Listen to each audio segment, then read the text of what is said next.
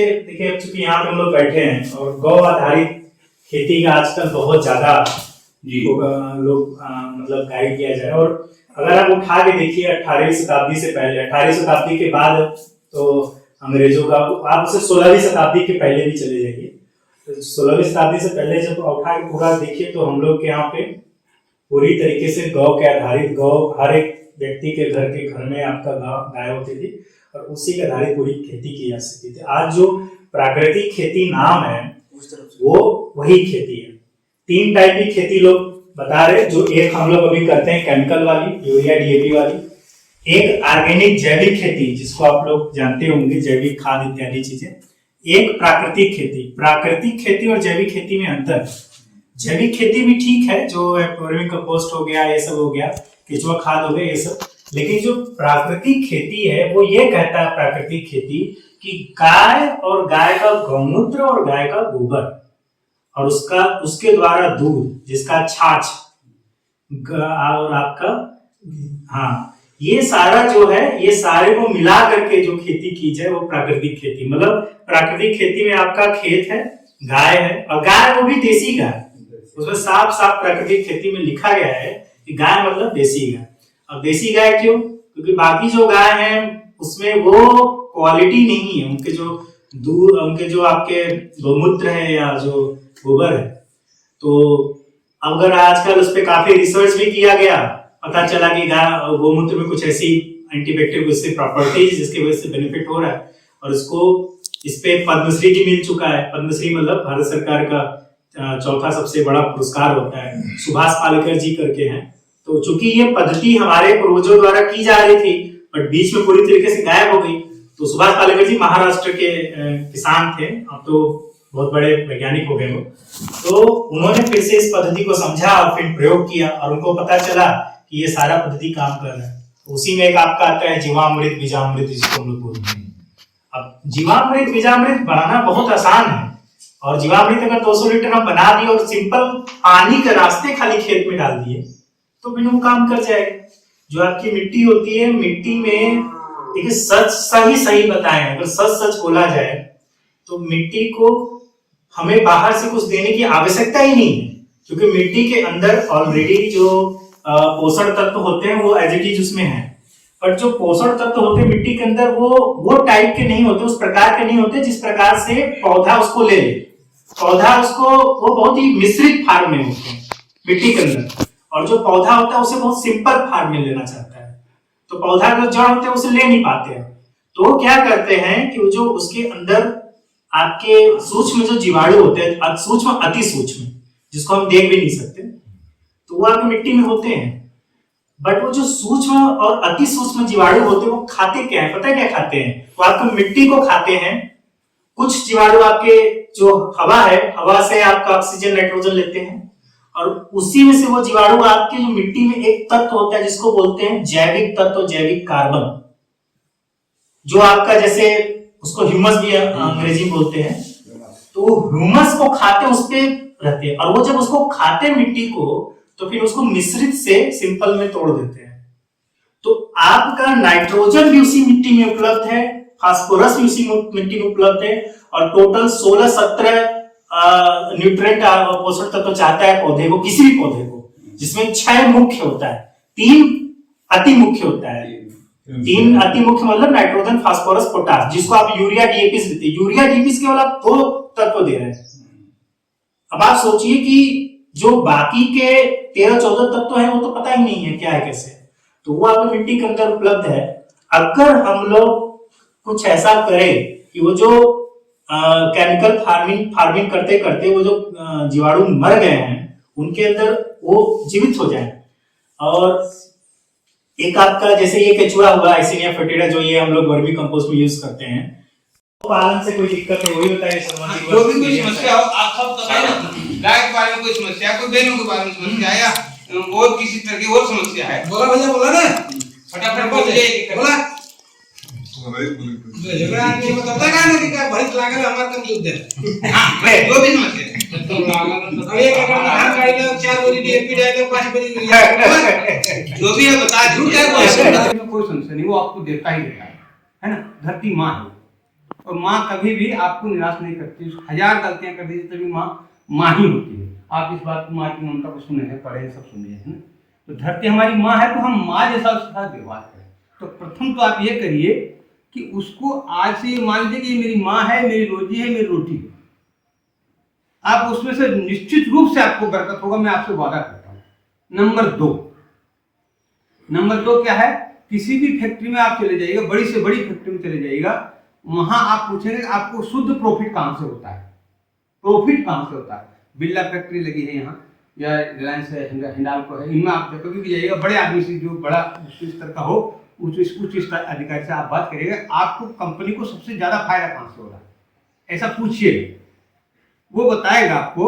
हम पूछे तो हम आपको बता देना उसने क्या बताया। हम जो ये अनपरा का जो प्लांट है वहाँ हम पूछे थे एक अधिकारी से, उनके यहाँ डीपीए करने गए थे, उनसे पूछे मैंने सर आपकी कंपनी को स्पेशल रूप से सबसे ज़्यादा प्रॉफिट कहाँ से होता है। बोला कि जितना हम बिजली बनाते हैं उतना का हम कोयला खरीदते हैं, उसमें हमको कोई प्रॉफिट नहीं, और लेबर का सब स्टाफ का मिला के हमारा जितना का बिजली बेचते हैं उतना का लेबर स्टाफ और कोयला मिला के हमारा बराबर हो जाएगा। मैंने कोई फायदा कहाँ से होता है। बोला जो हम राख बेचते हैं उससे हमको शुद्ध प्रॉफिट होता है, जो बंकर में भर के जाता है सीमेंट कंपनी को, उससे हमको शुद्ध लाभ होता है, क्योंकि वो हम जोड़ते नहीं है। तो फिर वो हम कैलकुलेशन किए कि आखिर किसान कहाँ से निकालेगा, किसान को प्रॉफिट कहाँ से होगा, तो किसान को भी प्रॉफिट वहीं से होगा। जो हमारे किसी भी कंपनी का जो वेस्ट होता है उसको अगर आप इन्वेस्टमेंट कर लें, उसको अगर आप यूज कर लें, तो वहां से जो प्रॉफिट होगा वही आपका असली प्रॉफिट है। और आप हृदय से पूछिए, अपने अपने हृदय से, आपको अगर असली पैसा बचता होगा तो आप जो भूसा या पुआल जो चारा बेचते हैं उसका पैसा आपको असली पैसा बचता होगा, है कि नहीं? वही बचता ही है बस। क्यों गलत कह रहा हूं बताइए। जो आप पुआल बेच देंगे 10-5 हजार का, या भूसा बेच देंगे 10-5 हजार का, वो पैसा आपको ऐसा लगेगा ये मेरी बचत है, क्योंकि जितना गेहूं बेचे थे सहकारी में से आया था वहां दिया, ये दिया, वो दिया, जय सीताराम, है ना। असली पैसा आपको वहां से बचता है। अब उसको आप थोड़ा और एक सिद्धांत और है व्यापार का, कि आप जिसको जितनी बार उसको फर्मेंटेशन करेंगे, जितनी बार उसको परिवर्तित करेंगे, जैसे मान लीजिए आपने पुआल बेच दिया तो आपको कम प्रॉफिट होगा। अगर आप उसको कटिया बेचें तो ज्यादा मिलेगा, 1 ही रुपया मिलेगा, मगर मल्लिक मिलेगा, 1 रुपया बढ़ा मिलेगा नहीं। कहाँ से मिलेगा, खरीदवा मांग लगा देना। वही बात हम कहना चाह रहे थे, बाबूजी पहले बता दी। तो अब उसको कन्वर्ट करिए, परिवर्तन करिए। तो हमें मान लीजिए अगर उसकी कटिया बना दिए तो 1 रुपया अधिक मिल जाएगा, है ना। इसी तरह हम गेहूं बेच रहे हैं, अगर गेहूं नहीं बेच के अगर हम उसका आटा बना के बेच दें तो प्रॉफिट बढ़ेगा ना भाई। तो इसी तरह हम जो हमारा वेस्ट है उससे आप एक कसम खा के आ जाइए कि उससे हम खाद बना लेंगे, कुछ भी नहीं लगता उसमें। जो भी हम बात किए थे आपको कि 3-4 ट्राली खाद हम आपको दे देंगे, वास्तव में दे देंगे। आप जितना पुआल जलाते हैं, या आपका राई बोए होंगे, तिल्ली बोए होंगे, रहर बोए होंगे, उसकी जो लकड़ी है उसमें आप आग मत लगाइए।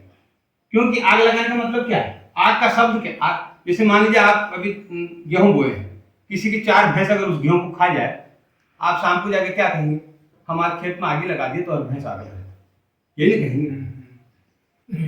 शब्द तो यही होंगे ना कि तुम्हार भैंस छूटल रहा, हमारा पूरा गेहूं में आगे लगा दिए, जा चल कर देख ले। आगे तो नहीं लगा वहां, उसने खाया है, मगर आप कहेंगे ये कि हमारे खेत में आगे लग गल बा। और हम जब शुद्ध रूप से आगे लगा रहे हैं तो उसको क्या कहेंगे, उसको तो महा आगे नहीं कहेंगे, वो तो आग नहीं महा आग लगा दी हम। तो फिर उसका तमाशा देखिए, 2 मिनट में तमाशा देख के खत्म हो गया। उस चारे को धरती माता ये कहती है, जिसको हम पहले बार आपको बताए हैं कि जो हमारी धरती माँ है वो कहती है कि बेटा जो हम खाने को तुम्हारे को दिए हैं तुम उसको खा लो। जो जानवर खाने लायक है, तुम्हारे जानवर पशु में आते हैं, या आजकल पशु भी एक ठो धन है ना, पशु धन है। तो पशु को आप खिला दीजिए, अपने जो भी जानवर हो, बकरी हो, भेड़ हो, भैंस हो, जो हो उसको खिला दीजिए। आप उसका गोबर, उसने जो मलमूत्र किया, तुम्हारा जो मलमूत्र है, वो भी अगर मुझे दे दोगे तो मैं तुमको निहाल कर दूंगी, खुशहाल कर दूंगी। ऐसा धरती माता कहती है, ये धरती माँ का आवाज है। पर हम क्या करते हैं, हम इतने समझदार हो गए हैं कि उस कचरे को भी उसको देने को तैयार नहीं। अगर मान लीजिए पशु नहीं है, नहीं खाया, तो भाई उसको पड़ा रहने दो ना यार, उसमें बैक्टीरिया कीड़े खुद आ जाएंगे, खुद आ जाएंगे, आपको बुलाना भी नहीं पड़ेगा। बरसात में खुद पानी बरसेगा, आपको कितना करना है, आपके पास जो एक आधी बच्चा जो भी है घर में, उसका गोबर घोल के बरसात में कुछ मत करिए आप। जो जैसा भाई साहब तो बहुत सारी बात बताए हैं कि आप जीवामृत बना लीजिए, आप बीजामृत बना लीजिए, क्या बना लीजिए, आप केवल गोबर पानी में घोल के उसके ऊपर 10-20 बाल्टी छीट दीजिए उसी कचरे के ऊपर, और 6 महीने बाद आप देखेंगे वो चाय की पत्ती जैसा भुरभुरा ना बन जाए। तो मेरी गाय चाय की पत्ती जैसा अगर उसको छान लेंगे चलने में तो केचुआ खाद से भी बढ़कर खाद हो जाएगा। और वो आज की डेट में अमेजोन में आप सर्च करेंगे 60 रुपए किलो वो खाद बिकता है, वही खाद उसको जिसको जीवामृत खाद कहते हैं या जैविक खाद बोलते हैं, 60 रुपए किलो। अगर मान लीजिए आपने 15-20 कुंटल बना लिया तो कितना पैसा? अब उस खेत को उसी खाद को खेत में रख दीजिए, वहां कचरे को घर में मत लाना, खेत में वहां गड्ढा बना दीजिए, ऐसे ढेर कर दीजिए, उसमें अषाढ़ में जितना गाय खाए, गाय अगर जैसे एरा गाय खा भी ले तो खा लो, जो नहीं खाएगी जैसे तिली का तिलठा उसमें सब लोग आगे लगाते हैं, और आगे लगा के आपको क्या मिल जाता है दादा? अब उसमें आप कुछ मत करिए, उसमें तिल्ली का तिलठा तो और जल्दी सड़ता है क्योंकि उसमें जो ऐसे मुंह होता है ना उसका, तो आप जो पानी गोबर डालेंगे तो ऐसे कैसे भर लेगा उसको कटोरी में, वो सबसे जल्दी सड़ता है और सबसे बढ़िया खाद उसी का बनता है। और क्योंकि उसमें वो तेलहा है ना, तिलहन में आता है ना, तिलहन फल है फसल, उसका खाद भी बहुत स्पेशल बनता है। उसी खाद को आप वापस खेत को दे दीजिए तो आपका खेत आपको प्रॉफिट ना दे ऐसा हो गई।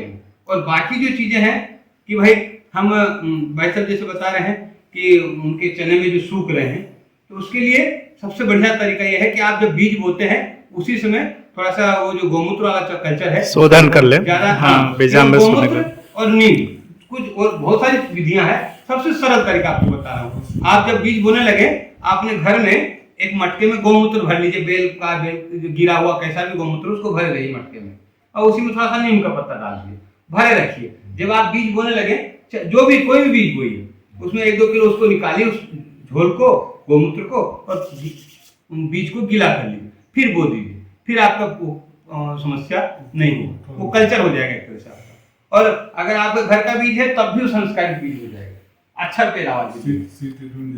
हाँ, तो सीड ट्रीटमेंट उसको कर लीजिए।